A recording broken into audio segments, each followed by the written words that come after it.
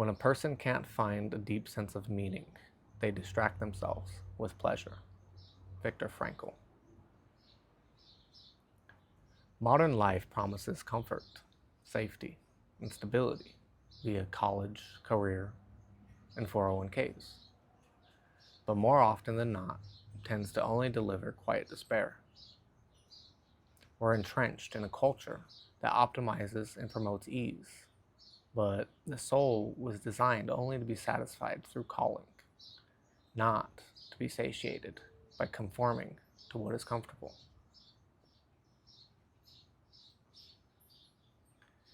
What if that uneasiness that creeps in when the noise stops isn't meant to be drowned out, but something that, if paid attention to, would lead you to your life's calling?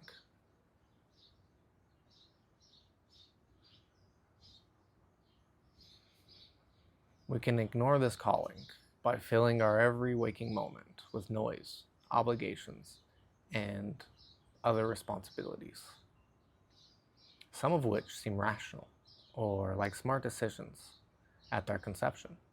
Incurring college debt to land a high-paying job for a mortgage that provides us with a sense of security in the form of shelter.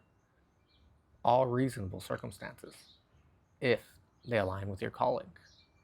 The problem is discerning between pressure from without and purpose from within, as the latter is rarely practical or socially affirmed. To illustrate this point, we'll look at Exodus from the Bible.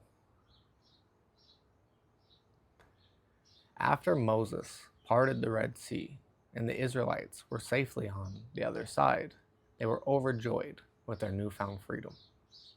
Shortly after, however, once the uncertainty of what tomorrow might hold set in, some were beckoning to return to the predictability and comfort of their chains in Egypt.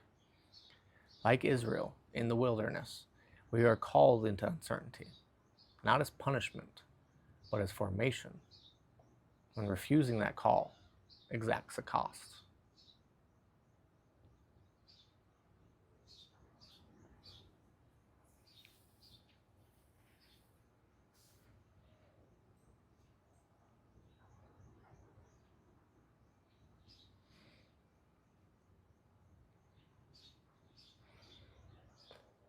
I personally believe when each of us is born, there's a seed of something within us.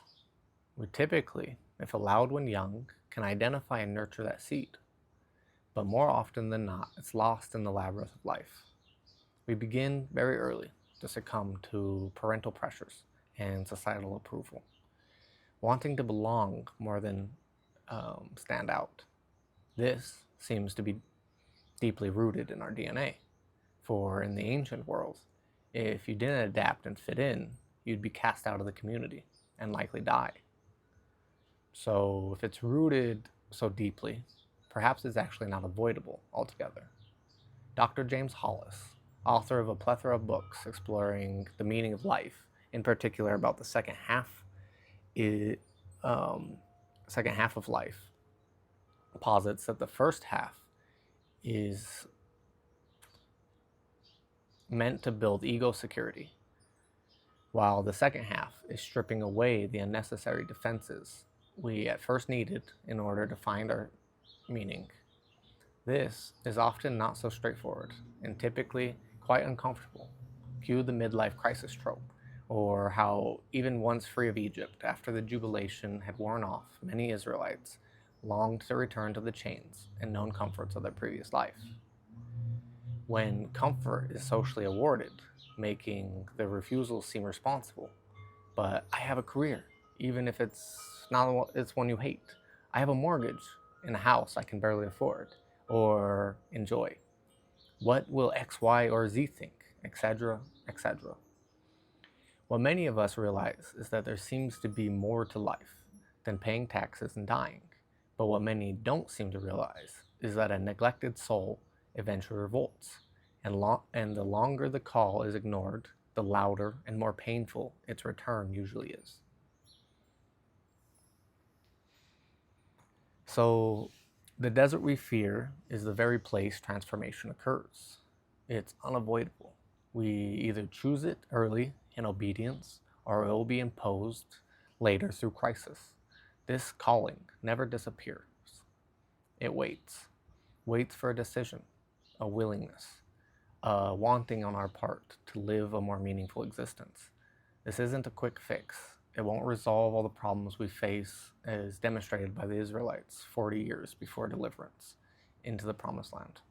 But if we can manage day by day to trust we'll receive our daily bread as we march forward towards purpose, towards our calling, perhaps we too can experience an exodus from the chains that bind our souls to a meaningless drift.